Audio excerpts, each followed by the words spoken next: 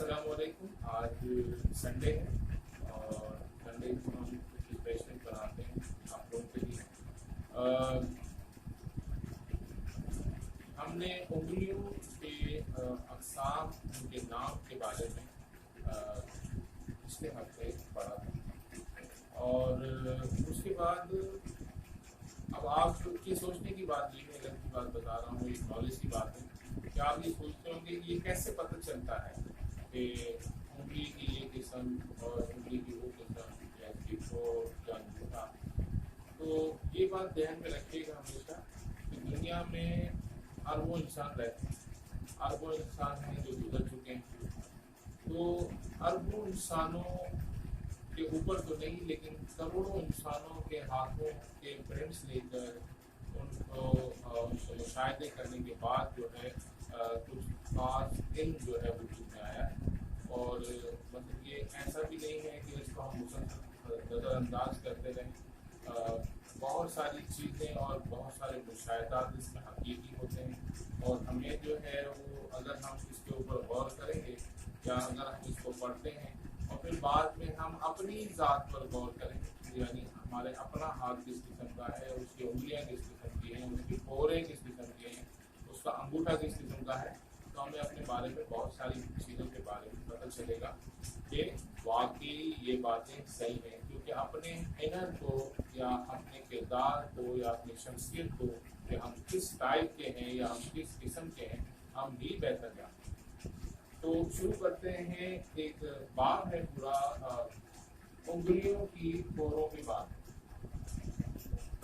हमारे हाथ में 4 उंगलियां होती हैं, 5वां अंगूठा होता है।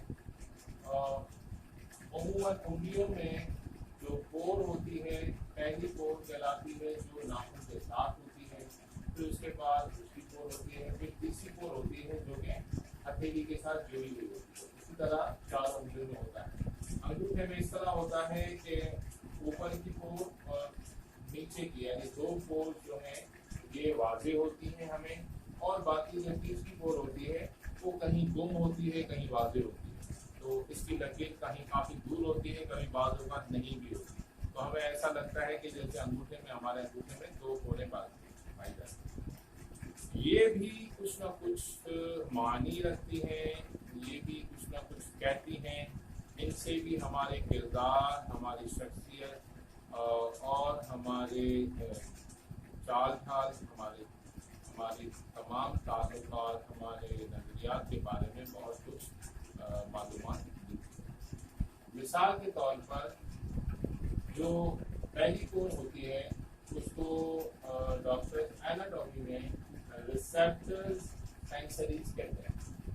रिसेप्टर सेंसरीज ये कहते हैं कि हमारा हाथ जो है जब भी किसी चीज़ के लफ्ज़ को महसूस करता है तो हम सबसे पहले पहली पोर उसको टच करते हैं।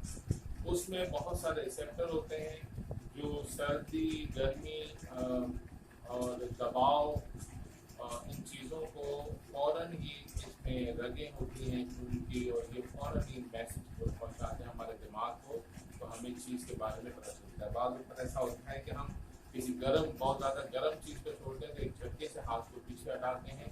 जब हाथ पीछे हटाते हैं इसका मतलब ये है कि वो जो रिएक्शन है बहुत ज़्यादा इस तरह का होता है कि हमारा दिमाग फ़ौरन ही वापस हाथ को ये खबर भेजता है कि जी आप हाथ फ़ौरन हटा दो, कहीं आपके हाथ की जिल्द जल ना जाए। अमूमन हमें इसमें देर होती है तो हाथ की जिल्द जल भी जाए। तो इस तरह के रिसेप्टर्स जिसको हम रिसेप्टर सेंसरी कहते हैं, ये होते हैं। पहली पोर मेन पोर्स कहलाती हैं। खास पोरें होती हैं, इनमें इन पोरों में कुछ दाने भी पाए जाते हैं। ये दाने भी आप समझ लीजिए इस तरह के होते हैं जो वेव्स का काम करते हैं और मुख्तलिफ किस्म की मालूमात को दिमाग तक पहुँचाते हैं और दिमाग से फिर हाथ तक पहुँचाते हैं। पहली पोर हमें दूसरी पोर की निस्बत थोड़ी तवील नजर आए, यानी हमारे हाथ में किसी का भी हाथ आप मुताला करें और उसके हाथ में आपको पहली पोर नजर आती है कि बाकी पोरों से लंबी है। इस सूरत में अगर नब्ज लंबी नजर आती है तो उसका मतलब ये है कि اس طرح کے لوگ مکمل طور پر عملی ہوتے ہیں، مکمل طور پر ان کی زندگی اپنے دماغ کے زیر سایہ بسر ہوتی ہے، وہ اپنے دماغ کے تحت عمل کرتے ہیں، وہ ان کا دماغ بڑا چاق و چوبند ہوتا ہے، بڑا چست ہوتا ہے، وہ انتہائی ذہین ہوتے ہیں، عقل مند ہوتے ہیں، دور اندیش ہوتے ہیں، اور اس طرح کے لوگ مطالعے کے شوقین ہوتے ہیں، تعلیمی میدانوں میں نمایاں کاررائے انجام دیتے ہیں، اور ہر اس کام کو کرنے میں دلچسپی لیتے ہیں جہاں دماغی کام زیادہ ہو، یعنی دماغ کا کام زیادہ ہو، وہ کام کرنے میں دلچسپی لیتے ہیں۔